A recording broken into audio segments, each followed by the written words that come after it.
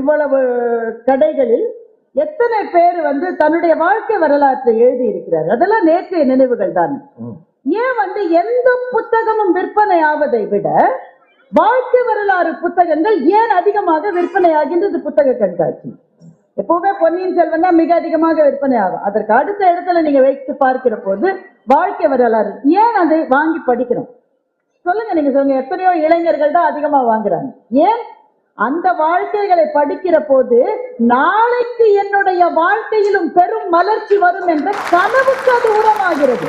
உங்கள் நினைவுகளுக்கே மரியாதை எப்போதென்றால் அது கனவுகளுக்கு உரமாகிற போதுதான் அந்த நினைவுகளுக்கு மரியாதை என்று சொன்னால் எது நினைவு பெருசா கனவு பெருசா? கடைகளில் எத்தனை பேர் தன்னுடைய வாழ்க்கை வரலாற்றை எழுதி இருக்கிறார். அதெல்லாம் நேற்றைய நினைவுகள் தான். ஏன் எந்த புத்தகமும் விற்பனை ஆவதை விட வாழ்க்கை